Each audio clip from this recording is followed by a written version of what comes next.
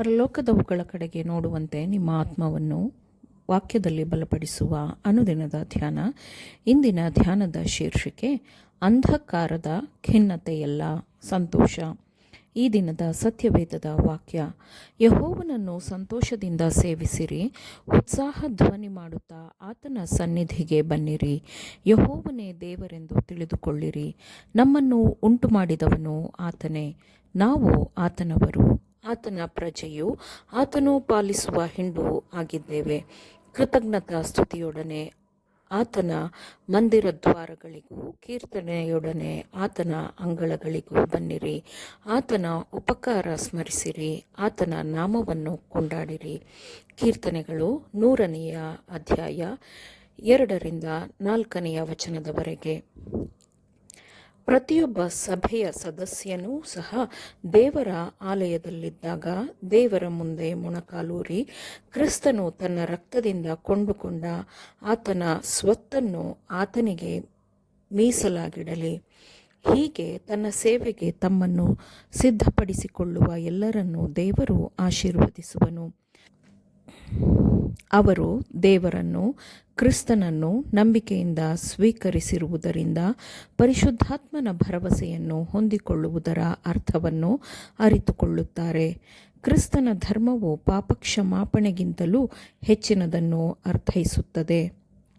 ಅಂದರೆ ನಮ್ಮ ಪಾಪಗಳನ್ನು ತೆಗೆದುಹಾಕುವುದು ಮತ್ತು ಖಾಲಿಯಾದ ಆ ಜಾಗದಲ್ಲಿ ಪರಿಶುದ್ಧಾತ್ಮವನ್ನು ತುಂಬುವುದೇ ಆಗಿರುತ್ತದೆ. ಅಂದರೆ ದೇವರಲ್ಲಿ ಸಂತೋಷಿಸುವ ದೈವ ಪ್ರಕಾಶತೆ ಎಂದು ಅರ್ಥ. ಇದರ ಅರ್ಥ ಸ್ವಾರ್ಥವಿಲ್ಲದ ಖಾಲಿಯಾದ ಹೃದಯ ಮತ್ತು ಕ್ರಿಸ್ತನ ನಿತ್ಯ ಪ್ರಸನ್ನತೆಯಿಂದ ಆಶೀರ್ವದಿಸಲ್ಪಟ್ಟ ಹೃದಯ ಎಂದು ಅರ್ಥ. ನಮಗೆ ಕ್ರೈಸ್ತೀಯ ಧರ್ಮದ ವಿಶೇಷವಾದ ಪ್ರಮುಖ ಗುಣಸ್ವಭಾವಗಳ ಅವಶ್ಯಕತೆ ಇದೆ ಮತ್ತು ನಾವು ಅವುಗಳನ್ನು ಹೊಂದಿದಾಗ ಸಭೆಯು ಜೀವವುಳ್ಳ ಸಭೆಯಾಗಿರುತ್ತದೆ, ಸಕ್ರಿಯವಾಗಿ ಕೆಲಸ ಮಾಡುವ ಸಭೆಯಾಗಿರುತ್ತದೆ.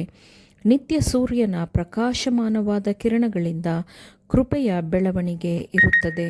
ಮನಸ್ಸಿನ ಕೋಣೆಗಳಲ್ಲಿ ನೀತಿವಂತಿಕೆ ತುಂಬಿರುತ್ತದೆ.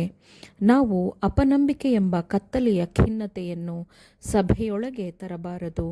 ನಾವು ಸಭೆಯನ್ನು ಪ್ರವೇಶಿಸುವ ಮೊದಲು ನಮ್ಮ ದೀಪಗಳನ್ನು ಸರಿಪಡಿಸಿಕೊಳ್ಳೋಣ ಮತ್ತು ಹೊಸದಾದ ಎಣ್ಣೆಯ ಪೂರೈಕೆಗಾಗಿ ಬಯಸೋಣ. ಕತ್ತಲೆಯಾಗಿರುವ ಖಿನ್ನತೆಯನ್ನು ದೂರ ತಳ್ಳುವುದು ನಮ್ಮ ಕರ್ತವ್ಯ ಹಾಗೂ ನಮಗಿರುವ ಅನುಗ್ರಹವಾಗಿದೆ.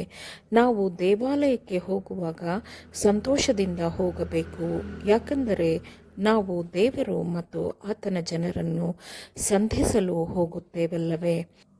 ನಿಮ್ಮ ಮನಸ್ಸಿಗೆ ಹಿಂಸೆ ಮಾಡುವಂತಹ ಯಾವುದೇ ಟೀಕೆಯ ಆಲೋಚನೆಗಳು ನಿಮ್ಮ ಮನಸ್ಸಿಗೆ ಪ್ರವೇಶಿಸಬಾರದು, ಯಾಕೆಂದರೆ ಸೈತಾನನು ಹತ್ತಿರದಲ್ಲಿಯೇ ಇದ್ದಾನೆ. ನಿಮ್ಮ ಸಹಾಯವಿಲ್ಲದೆ ಈ ಕೆಲಸವನ್ನು ಆತನು ಮಾಡುತ್ತಾನೆ. ಸಹೋದರರನ್ನು ಆರೋಪಿಸುವವನಿಗೆ ಸಹಕರಿಸಲು ನಿರಾಕರಿಸಿರಿ.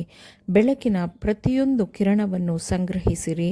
ನಂತರ ಸಹಾಯದ ಅಗತ್ಯವಿರುವವರನ್ನು ಹುಡುಕಿ ಮತ್ತು ಅವರಿಗೆ ಈ ಬೆಳಕನ್ನು ನೀಡಿರಿ. ನೀನು ಹಾದಿಗಳಿಗೂ ಬೇಲಿಗಳ ಬಳಿಗೂ ಹೋಗಿ ಅಲ್ಲಿ ಸಿಕ್ಕಿದವರನ್ನು ಬಲವಂತ ಮಾಡಿ ಒಳಕ್ಕೆ ಕರೆದುಕೊಂಡು ಬಾ, ನನ್ನ ಮನೆ ತುಂಬಲಿ ಎಂದು ವಾಕ್ಯವು ಹೇಳುತ್ತದೆ. ಶೋಧನೆಗೊಳಗಾಗಿ ಆರಿಸಲ್ಪಟ್ಟ ತನ್ನ ಜನರು ತನ್ನೊಂದಿಗೆ ಸಹಕರಿಸಿದರೆ ಕರ್ತನು ಅವರನ್ನು ಬಹಳವಾಗಿ ಆಶೀರ್ವದಿಸುವನು. ಪಂಚಾಶತಮ ದಿನದಂದು ಪರಿಶುದ್ಧಾತ್ಮನು ಸುರಿಸಲ್ಪಟ್ಟಾಗ ಅದು ಮುನ್ನುಗ್ಗುವ ಬಲಿಷ್ಠವಾದ ಗಾಳಿಯಂತೆ ಇತ್ತು. ಅದನ್ನು ಮಿತಿಯಿಲ್ಲದೆ ಕೊಡಲಾಯಿತು. ಅದು ಶಿಷ್ಯರು ಇದ್ದ ಸ್ಥಳವನ್ನೆಲ್ಲ ಆವರಿಸಿತ್ತು. ನಮ್ಮ ಹೃದಯಗಳು ಅದನ್ನು ಸ್ವೀಕರಿಸಲು ಸಿದ್ಧವಾದಾಗ ಅದನ್ನು ನಮಗೂ ನೀಡಲಾಗುವುದು.